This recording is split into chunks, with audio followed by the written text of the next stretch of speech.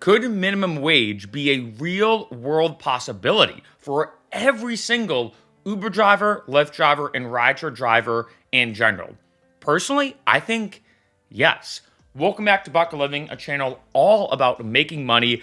I've done a lot of videos about a lot of different topics, and one of the biggest topics, if not the biggest on this channel, is about Lyft, Uber, and the ride-sharing world. I recently did 3 videos talking about the new wage law in New York City regarding delivery drivers and, of course, rideshare drivers as well.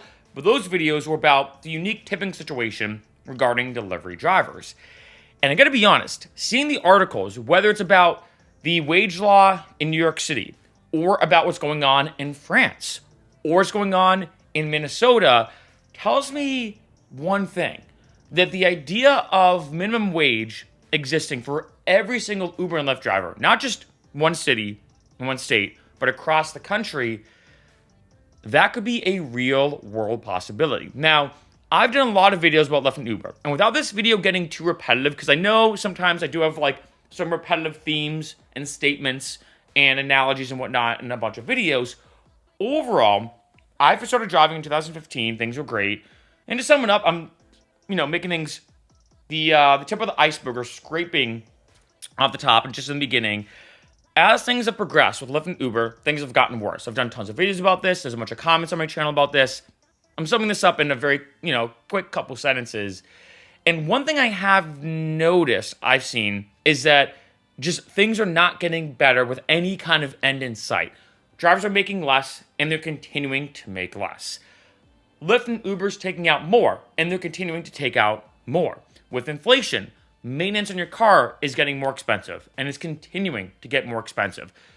Situations with insurance seem to be getting worse. Things with all these different elements with Lyft and Uber, and then you add in things like for 2024, or next year, at least at the time of this video, with things like too many drivers being on the road, these are all these things that seem like Lyft and Uber has just been getting worse and worse and worse, has been falling downhill in the sense of why drive. This, in my opinion, is the one thing, I know this is like a kind of a funny word, it's the one thing that could revive, I think, the benefits of being a Lyft and Uber driver. Now, of course, there's a lot of benefits, right? The flexible schedule, instant cash outs, low barrier to entry, unlimited, put that in quotation marks in a sense, an unlimited amount of hours, and a lot more. This is one thing, though, the idea of having a minimum wage, not just here in California after Prop 22, or in New York when it comes to their wage law, or other areas, the fact that it would be, let's say, a federal thing, or who knows, I mean, like I said, they're talking about this in France right now. It could be that maybe in France, or not just in France, but the world could have a minimum wage when it comes to Lyft and Uber. Being honest, I don't think that would be the case. Uber exists worldwide. Lyft exists in the United States and Canada, so I will say that. In addition, state to state is a lot smaller in terms of federal stuff, or I don't say federal. State to state is a lot smaller when it comes to the laws changes, as opposed to country to country. But anyway, let's talk here about America for this particular video. Well, the problem is, and I've mentioned this before in other videos, your location is the number one factor that determines how much money you can make as a driver. There's a bunch of different reasons why. Whether it is the layout of the city, the overall, let's say, base pay, and how much you're going to get per mile or per minute. There's a lot of different factors that determine this, but like I said in so many videos, you're going to make way more money driving the same amount of hours in the same way and everything in New York City or San Francisco or San Diego or Los Angeles than you would in, like, say, a remote part of Ohio or a remote part of, I don't know, Oklahoma, right? Like, if you live in a hotspot area, even if you drive the same way, you take 2 different people, they're driving the same amount of hours and everything, one person's going to make more than the other just given off their location. And a lot of people think, well, Mark, if I live in a rural area, that makes sense. No, even city to city, driving in New York, more likely than not, will pay you significantly more than driving in Miami. It's just the way it is. And one big aspect to this too now, which is getting more and more frequent of a conversation, is a minimum hourly guarantee.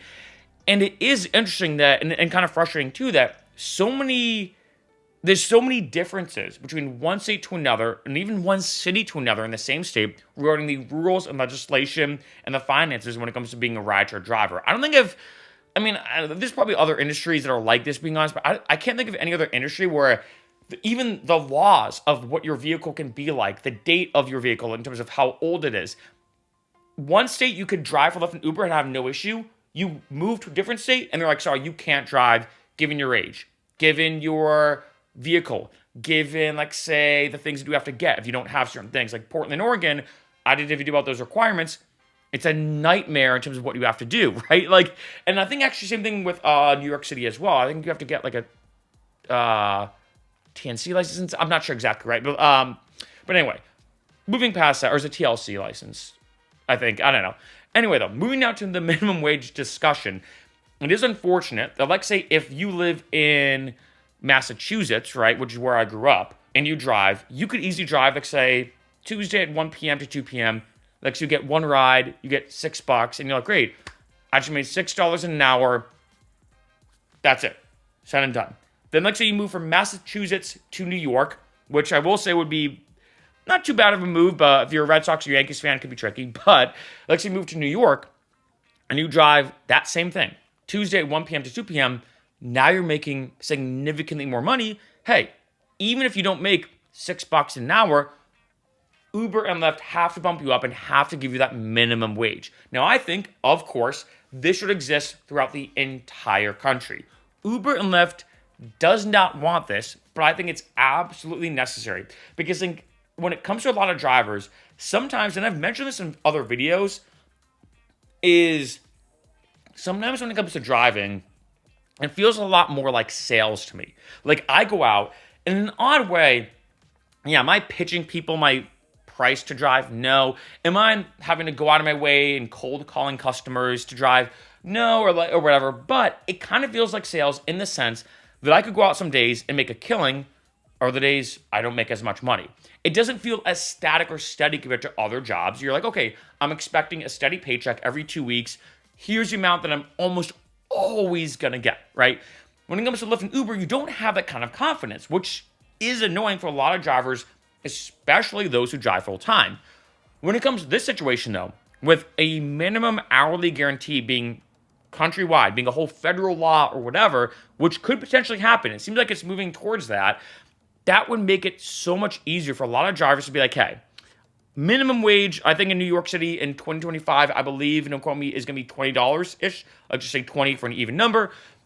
If I go out and drive, even if today sucks, I don't make that much money, I don't get that many rides, I still know if I drive 5 hours, I'm at least guaranteed at least $100 or $20 an hour. I think having that cushion or that foundation or that, like, barrier to move forward from, in case you make more money, you keep that money, of course, is massive for drivers. And I really hope this happens. Now, in order for this to be implemented, you may be wondering, okay, Mark, that sounds great in theory. In a perfect world, yeah, but what would have to happen? I think the biggest thing, and this is, I think, very unique to ride sharing, and like I said, I've done some videos about delivery driving, and I think that there's a couple different differences with delivery driving and ride share driving. Excuse me, not just a couple, but a lot. But I think one thing about delivery driving, I mentioned in those videos, to recap them super briefly, when it comes to delivery driving, is you typically tip in the beginning, you don't tip at the end. That's flip-flop now. In New York City, at least at the time of this video, when you order food, you tip at the end. Now, I got a lot of comments of people saying, hey, Mark, I'm happy about this. And I kind of agree. Now, I know some drivers are watching this, or delivery drivers are saying, well, Mark, of course they would agree. Like, it's pretty awesome that you can just not tip at all. And yes, it has been shown in the reports that I've read and I've done videos about that drivers or delivery drivers are getting less tips than before. However, and I've mentioned this in those videos, would you rather get, let's say, I'm making numbers up, $25 an hour on average, but no tips, or $15 an hour, and that includes tips? I think 100% of delivery drivers would say, hey, I don't care how many tips I get. I just want to make sure that I make a livable wage. I just want to make sure that I'm getting enough money, right? And so I think for some people, they're saying, hey, you know what? Yeah, maybe now people tip at the end of getting their food as opposed to the beginning, but that makes sense. And I will say, like I've said in other videos, it is interesting that delivery driving is the only place that you tip proactively as opposed to retroactively. The analogy I used in the past video, it'd be like me going to a bar and me saying, hey, I want a beer, and the bartender goes, all right, tip me right now, then I'll get you your beer. And I'm like, wait, what do you mean I'm going to tip you before you even get me my beer? Like I get the beer and then I tip you. I do it retroactively, right?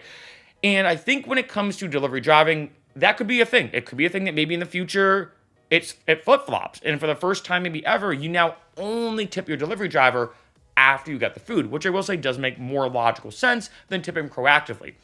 That being said, one thing that Uber and Lyft did is they tacked on a fee. They tacked on an extra fee for people ordering.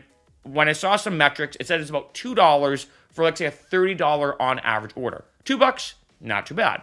And again, this is all very relevant for this video that I said, okay, well, take two analogies or two examples. I give $30, let's say, to order a $30 meal. I have that $2 extra fee because now there's a wage law in New York City. I'm paying $32 total. 30 plus a $2 fee, 32.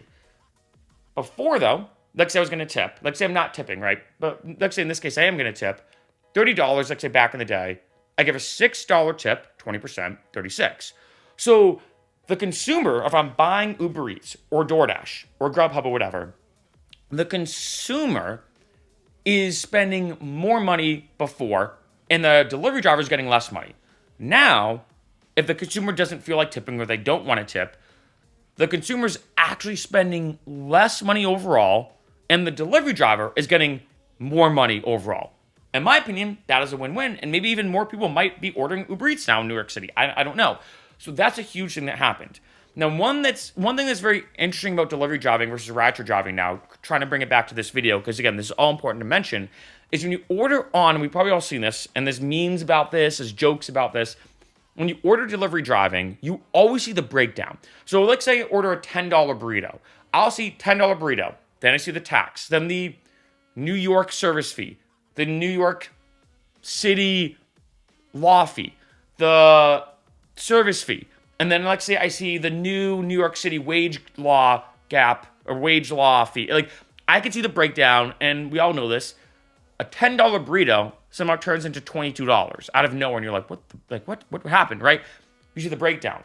On Uber and Lyft, you don't. So bringing things back now, and again, I want to mention that because I think it's interesting to look at both sides. And remember, delivery driving and rideshare driving are very closely related. And what happens with one can sometimes seep into the other one. I've personally, and correct me if I'm wrong, never seen Uber and Lyft give a very detailed breakdown of how much you're paying and as to why, right? So if I, let's say, pull up Lyft and Uber, and I see, okay, it's $25 to go from point A to point B, I'm not going to see, oh, wait, $25. What's the base fare? What's the hidden fee? What is this? What is this? Meaning that for Uber and Lyft, if, let's say, a minimum hourly guarantee were to exist across the country, people, let's say same thing would happen in New York City for Lyft and Uber. You're spending $2 for every ride. Let's say you have a $2 extra fee. I'm going to be honest, and I might be wrong, but hear me out. I don't think people would really notice as much as you think. When it comes to Uber Eats and DoorDash, there's a breakdown. In addition to, there's never, and I think this is another huge thing to think about, and you could argue this, there's never as much of a surge or a fluctuation in prices when it comes to delivery driving. If I get that $10 burrito and it comes, let's say, to $22, which seems kind of steep. Let's say 18. I think 18 is probably realistic with like taxes and fees. $10 burrito comes at 18. It will almost always be $18. Very rarely will it not be. You're not used to crazy price fluctuations with Uber Eats. With Uber and Lyft, you are. People are used to that. If, let's say, I'm going to get a ride that's normally $10 to go down the street, it could be 10, but it could also be as high as 25, maybe even as high as 30. And yes, it's frustrating, but it's not something like it's one of those situations that's maybe frustrating. Like, oh man, it usually costs $10. Now it's 22, like say to go down the street. It's frustrating, but you're not mad at Lyft and Uber as much. I think for most people, you're more mad at the situation because you're like, hey, that's just part of Lyft and Uber. Sometimes it's surging. Sometimes you can pay more for the same exact ride. Very rarely will there be as much of a swing when it comes to prices, when it comes to delivery driving. And what's important about all of this is that if Lyft and Uber said, you know what? Okay, there's a federal law now in effect, or something happened where now everywhere across the country, there's a minimum hourly guarantee. Drivers are now getting a minimum wage guarantee. you know what? We're going to charge everybody $2 or let's say $3 more for every ride they're taking forever to help cover the offset. I don't think people would notice as much. Now, maybe if you're taking Uber and Lyft every single day and you're used to the same exact price, yes, you may now have to spend $2 or $3 more. But being honest, I don't think, again, I have to stress, I don't think as many people would even notice, given the fact that, one, there's no price breakdown compared to delivery driving, and two, people are used to crazy dramatic swings when it comes to Uber and Lyfts and taking them. I think this is a huge thing to think about, and this is why I want to stress the point. Not only should there be a minimum hourly guarantee, there should be a minimum wage for drivers. This alone, like I said in the beginning of this video, would help kind of perk back up the negative downfall that has existed when it comes to rideshare driving. But a big thing as well, number two, is that mathematically, financially, accounting-wise, it does make a lot of sense. It isn't that hard to implement, just like they did in New York City. And of course, Lyft and Uber doesn't want this, but because the money does have to come from somewhere in a sense. It's going to come out of either Lyft and Uber's pockets, which they don't like, that's part of life, or it's going to come out of the driver's pockets. But if it comes out of the consumer's pockets, which is more likely than anything, and it's only a couple bucks per ride, I'd have no, as a consumer, of course, and as a former Lyft and Uber driver, of course, I'd have no problem spending $2 or $3 more per every ride I take forever to make sure that drivers get the amount they should be getting. And like I said, too, again, I've stressed these 2 points. One, there's no breakdown. And two, people are used to this crazy fluctuation swing of what they pay for Lyft and Uber. That alone is a massive 2-point argument to say, why not? Now, of course, the main reason why we don't have this, at least not yet, we'll see what happens, is Lyft and Uber. They don't want this happening for drivers at all. They definitely do not, just because it hurts them more than anything, right? But I just don't see why not. Granted, we'll see what happens, right? Like I said, we had Prop 22 here in California, boom, minimum hourly guarantee. Happening in New York, boom, they have it now. Minnesota has been debating it. The last thing I just saw online, which I featured earlier in this video, or mentioned earlier in this video, is the fact that I think they're debating it, but it hasn't gone through yet, or it kind of failed. But the way I look at it is yes, although it didn't get put forth, at least right now, and it's kind of like a question mark overall, I think, when it comes to Minnesota, at the end of the day, it's like, well, who cares? At least it's now a discussion. It's not just like we're not even going to consider that. It's like we are going to consider it. And as things move more and more forward, as time progresses, I think the question is going to come up like, look, and this has been a huge debate. Are rideshare drivers independent contractors or employees? This is a massive debate that probably will never go away. But also, which is kind of interesting, there is a middle ground, right? It's not a black or white situation with you're an independent contractor, you're an employee. There is some gray area, and that gray area now has been being demonstrated more and more. Like, for example, people in New York now, part of the new wage law, they get like paid sick leave and stuff. When it comes to here in California, after Prop 22, healthcare and stuff like that is now something that's on the board when it comes to drivers, because there's so many rideshare drivers now on the road, and this is pushing that more and more forward. That maybe you're still not a full-on employee, and maybe you're an independent contractor, but you're getting employee-ish type benefits, minimum hourly guarantee, health benefits, paid sick leave, etc., etc.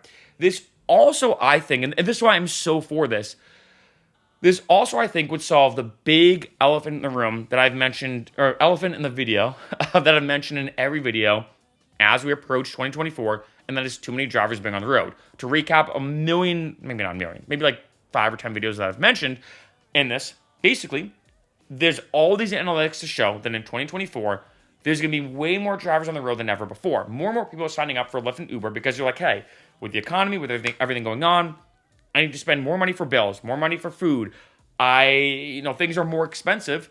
What better second job in addition to my main job than Lyft and Uber, right? And let's be honest, it is in my opinion, I can't think of any other more perfect part-time job than Lyft and Uber. Again, all the benefits that I've mentioned, flexible schedule, it's a cash out, blah, blah, blah, right? So a lot of benefits to Lyft and Uber.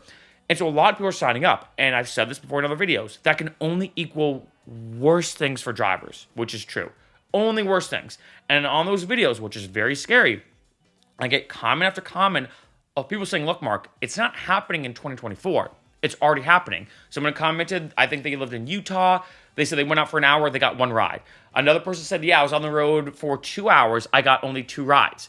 That's it. They should be getting significantly more. A lot of drivers now are commenting on my channel saying, Mark, it's already happened. Like, there's already too many drivers on the road, which means if I go out and I don't have a minimum hourly guarantee, which most places don't, keep in mind, I could go out, drive for 2 hours, make maybe $8, and I just made $8, which equals $4 an hour. And then when you factor in taxes, maintenance, appreciation on your car, rideshare insurance, which you should have, by the way, all these different things, you're like, wait, did I actually make negative $1 an hour? And of course, your time is worth something too. Your time, of course, is worth something. Nothing, in my opinion, is worth $3 or $4 an hour. But then you look at the hard math and you're like, wait, it could be theoretically possible in 2024, and even, right now, let me take that back, to go out and literally make negative money. You could literally go out, spend an hour driving, let's say 2 hours driving, and make literally negative $1 an hour. That's actually mathematically and accounting-wise possible, which is unfortunate, right? And the minimum hourly guarantee would solve all these issues. It would solve all this. And so again, I don't know how this would be put forth in terms of like legislation, or if I would put this to Congress. I don't know. Like, obviously, I wouldn't go that dramatic, although you never know. That'd be kind of interesting. But my thing is, like, I don't see why this is not a possibility federally. I think it is, but I don't know how or when it would happen. I don't know if it'd be one of those things. I mean, look at what's happening, which is kind of interesting, very different, but I think there is some unique aspects to it that can be translated over, is what's happening with marijuana. Now, for me, I'm not a smoker, being honest. I don't judge people who do, which is not my thing. I'm not much of a smoker. I prefer alcohol personally, right? But in general, though, you look at what's happening with that, where, what was it? It was, I believe, Colorado and Washington were the first 2 states to legalize weed, and then a few other states did, and now more and more states are. And it could be that at some point the government says, okay, 35 out of the 50 states have legalized weed. We're just going to now make it a blanket thing. I wouldn't be surprised in the next 5 or 10 years if it's a countrywide thing saying the United States, fully legal in every state, in every area. Boom, right? In a unique way, I could see something like that happening with this situation. That first, again, is California and New York. And I believe, did New Jersey do this? I can't remember. There's other states that may have done this too. Honestly, I have to go into like the nitty gritty, but it's happening more and more state to state. And it's getting a lot of attention, a lot of steam, a lot of hype, especially because, let's be honest, and this is a big thing to think about. Of course, not everybody smokes weed. Some people like it, some people don't. But almost everybody takes Lyft and Uber. It is now such an ingrained part of our society that it doesn't matter who you are, what you do, whether you're going to a bar and you want to be safe and responsible, whether you have to use it to get to work, whether something happened and you're in a tight pinch. I mean, if you look at something compared to when it comes to like delivery driving, most people look at it as something that they're like, okay, it's like a treat. I don't have to order delivery, but you know what? I'm tired. I've had a long day at work. I deserve to have food be brought right to my door and not worry about having to go out or make food and clean up everything. I mentioned this before, in Canada, one of the delivery driving apps, similar to Uber Eats and DoorDash and Grubhub, is Skip the Dishes, which, by the way, I think is a genius name for a company and an app, right? Skip the dishes. That's essentially what you're doing, right? When it comes to Uber and Lyft, I think a lot of people, and I agree with this, look at it as like, look, with Uber Eats, I don't have to do it. But with Uber, I have to do it. I'm drinking. I have to use Uber. I need to get to work and I don't have a vehicle. I have to use Uber, right? Et cetera, et cetera. And so with Uber and Lyft being so popular, I think it could get a lot more steam when it comes to this minimum hourly wage discussion. And I'm hoping that, again, and maybe this is already happening, I wouldn't be surprised at the federal level if it's already being at least something that might get talked about I'm making this up, at lunch or in the quarters, or I don't know. But I feel like this is the type of situation, the type of topic that isn't just being overlooked and being like, oh, that's New York's decision. That's Oklahoma's decision. That's Alaska's decision. No, I could see it being something that's saying, look, a lot more states are starting to do this. It's been a big discussion for years of employees versus independent contractors. It's been a big topic for years that drivers are not getting enough money. It's been a big topic for years that Uber and Lyft is taking a bigger cut and treating their drivers worse and worse and worse. And although we have a long way to go for rideshare drivers to be perfectly protected, I think they're just treated fairly for most drivers. For most of the comments I get, I'd say 90 to 95% of the comments I get, let's be honest, it's all about the bottom line. It's all about how much money are you putting in your pocket. You could talk about deactivation, you could talk about insurance issues, you could talk about different rules and guidelines, but the biggest thing is the almighty dollar. That's the biggest thing for a lot of rideshare drivers, and having a minimum outlay guarantee, in my opinion, would be super easy. And I don't think that's stressful. I don't think there would be that much pushback when it comes to it for two main reasons, like I mentioned numerous times, but I want to stress them because I think these two reasons really drive it home. Is one, it's only a couple bucks extra, when it comes per ride. And one, there's not a breakdown when it comes to Uber and Lyft compared to other apps. I bet you could go into the details, and you can at the end of the ride, but let's be honest, I think that maybe 0.1% of people actually do that. Almost everybody does it for Uber Eats because it shows you it before you order. For Uber and Lyft, it says you're paying $25. Boom, right? And then the second big thing is people are used to massive price fluctuations when it comes to ordering a Lyft and Uber. And I think with all that being considered and everything, putting a minimum wage in place for rideshare drivers is arguably the best thing that could happen for the entire ride-sharing world.